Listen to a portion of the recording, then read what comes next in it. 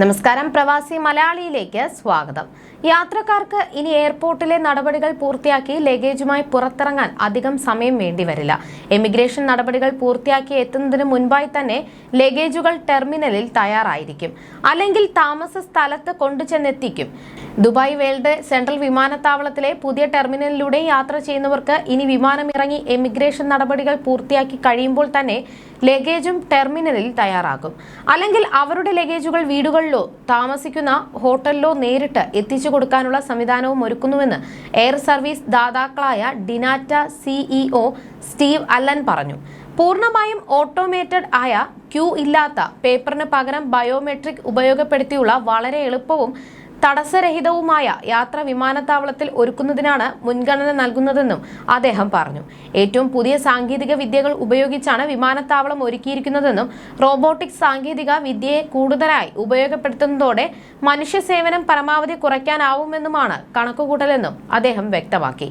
Emirates ഗ്രൂപ്പിന്റെ ഭാഗമായ ഡിനാറ്റ Dubai എയർപോർട്ടുകളിൽ പ്രവർത്തിക്കുന്ന എയർലൈനുകളുടെ ഏക എയർ സർവീസ് ദാതാവാണ്. $35 ബില്യൺ ചെലവിൽ നിർമ്മിച്ച ദുബായ് വേൾഡ് സെൻട്രലിലെ പുതിയ ടെർമിനലിൽ വരുന്ന യാത്രക്കാർ വിമാനത്തിൽ നിന്ന് ടെർമിനലിലേക്ക് ഇറങ്ങുമ്പോൾ തന്നെ ബാഗേജ് അവിടെ കാത്തിരിക്കുന്നുണ്ടാവും.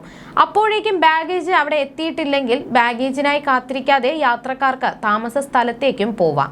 അവിടെ വീട്ടിലോ ഹോട്ടലിലോ എത്തിച്ചു നൽകും.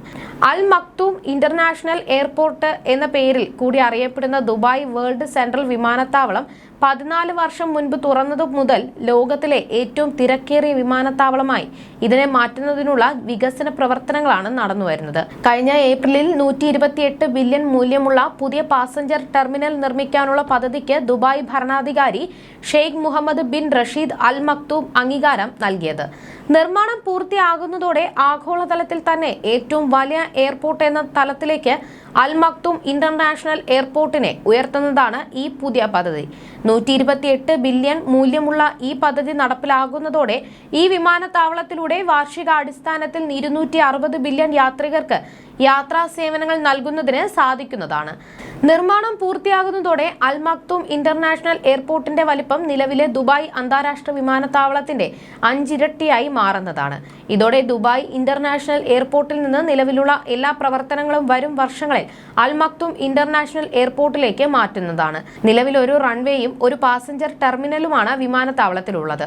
400 എയർക്രാഫ്റ്റ് ഗേറ്റുകൾ, സമാന്തരമായ 5 റൺവേകൾ, മറ്റു വിമാനത്താവളങ്ങളിൽ ഇതുവരെ ഉപയോഗിക്കാത്തതായ അതിനൂതന വ്യോമസേന സാങ്കേതിക വിദ്യകൾ തുടങ്ങിയവയും ഈ എയർപോർട്ടിന്റെ പ്രത്യേകതകളായിരിക്കും.